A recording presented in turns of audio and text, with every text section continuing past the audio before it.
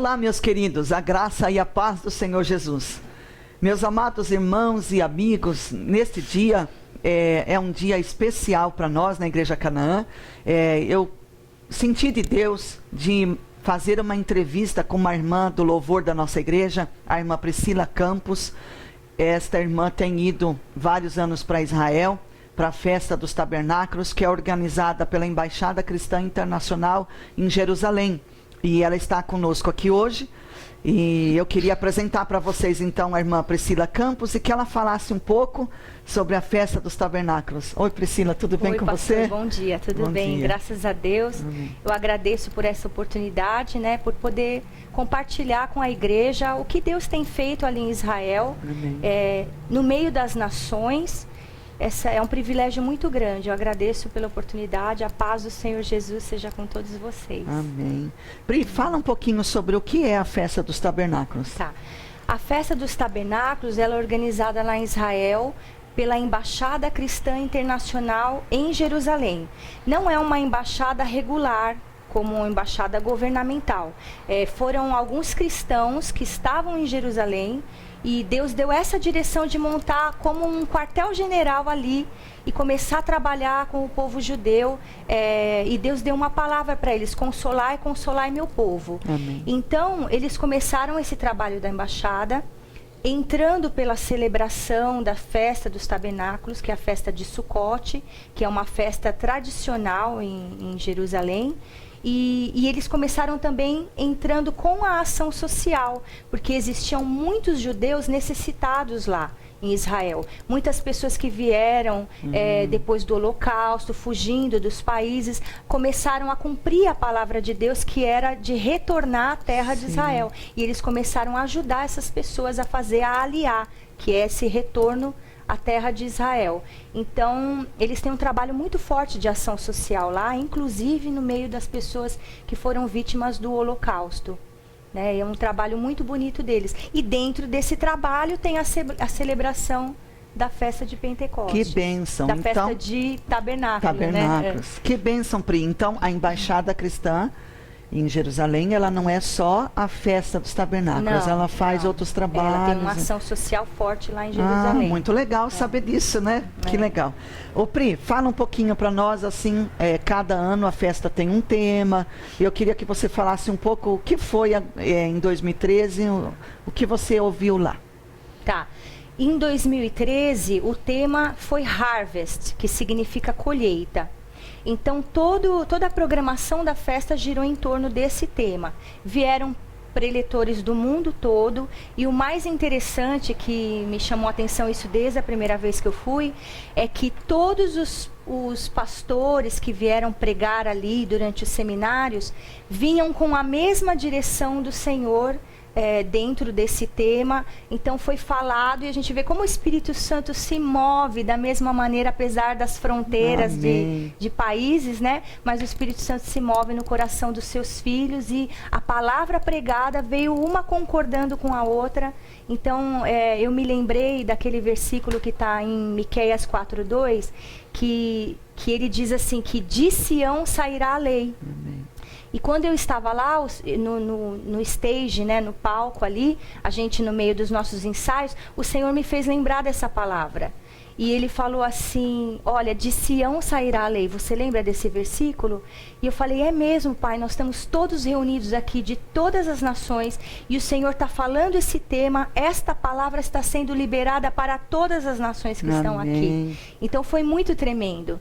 E foi falado sobre esse tema da colheita, que é o nosso tema, né, para esse ano. 2014. E como é a nossa responsabilidade? Qual é a nossa responsabilidade? A responsabilidade da Igreja de Cristo nesse tema de colheita. Que interessante, Pri. E nós aqui orando no Brasil e pedindo a Deus um tema para a igreja do ano de 2014, e Deus nos falou também o mesmo tema, né?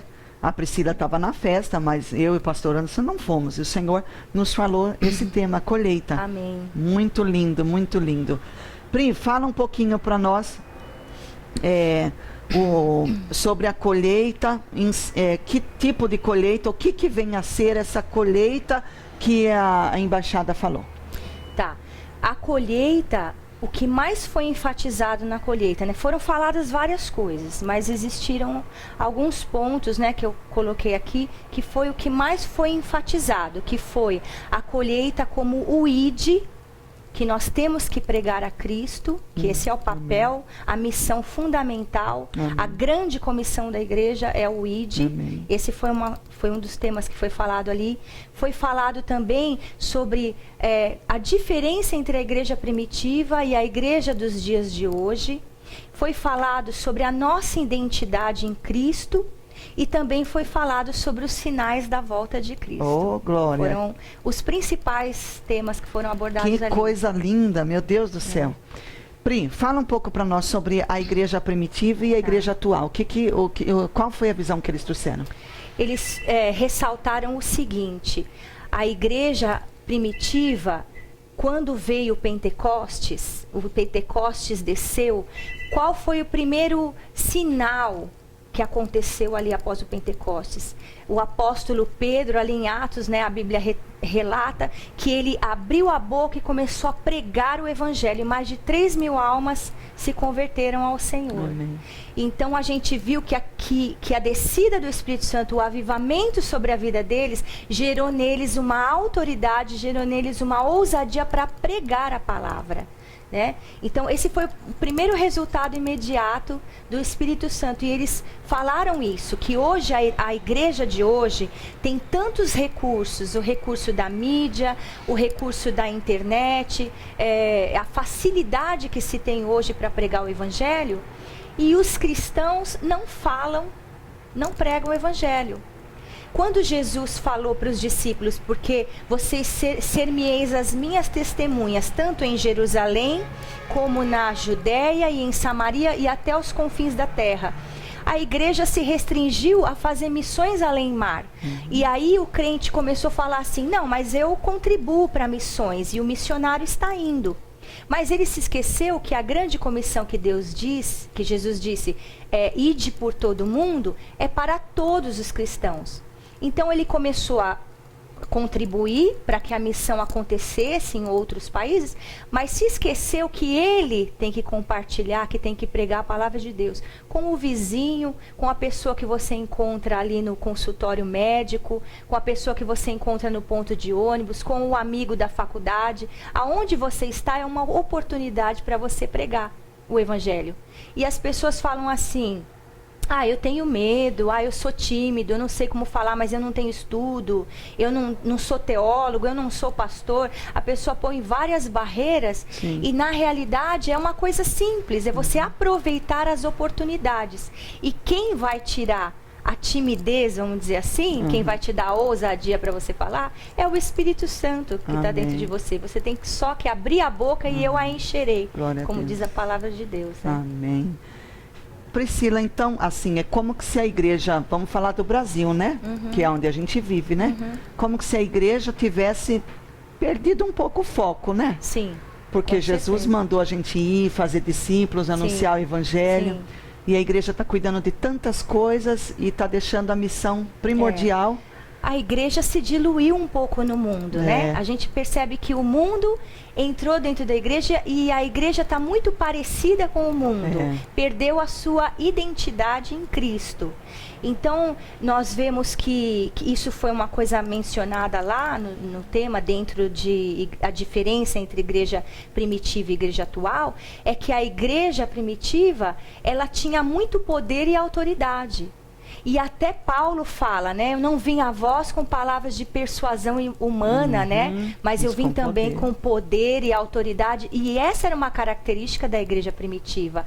Mas o que trazia essa característica, né, para eles? Não era porque eles eram cultos, porque eles tinham faculdade de teologia, ou eram muito estudiosos, ou tinham faculdade, qualquer coisa assim. A Bíblia fala que eles eram pescadores galileus, né? Para o mundo da época, eles eram homens simplórios. E, no entanto, Deus mostrou ali que não importa a tua condição social, importa que você tenha um coração disponível para obedecer ao mandado de Deus, que é de ir e pregar, abrir a boca e falar, né? E ter o coração voltado para aquilo que importa ao Senhor. Amém. Né? E não só às nossas necessidades. A gente via uma igreja primitiva preocupada com a necessidade do próximo, né?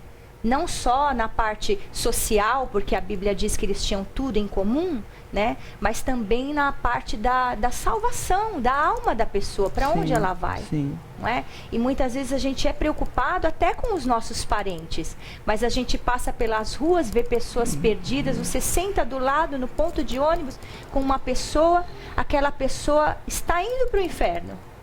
E você não tem coragem de começar a conversar, nem que você fale assim, como que está o dia hoje? Você viu que chuva, né?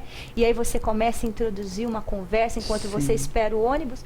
É ver em cada situação uma oportunidade de falar do amor de Deus. Sim. Meus irmãos e amigos, nós temos que orar para resgatar isso, né? Que a irmã Priscila ouviu essa ministração lá em Israel, e eu acho que isso para nós é muito importante. E Deus tem levado a Igreja Canaã nesta visão. O ano 2014, o nosso tema será a colheita, Priscila, no sentido de evangelizar mesmo, de ir aos campos, de buscar as vidas, buscar as almas. Então, é muito importante para nós ouvir isso da irmã Priscila e saber que a visão que Deus tem derramado lá na festa dos tabernáculos, né, na embaixada em Jerusalém, a embaixada internacional, então lá tem a gente do mundo todo, né, para todas as nações. E é a visão que Deus está derramando no mundo, né? É isso mesmo, que Deus quer que a gente vá buscar as almas perdidas. É como se o Espírito Santo falasse assim, né? Para todas as nações ali, olha, é tempo de vocês falarem da minha palavra, da minha volta. Amém. Tem que ser falado. É como se fosse um último sopro de Deus antes da volta do Messias. Amém.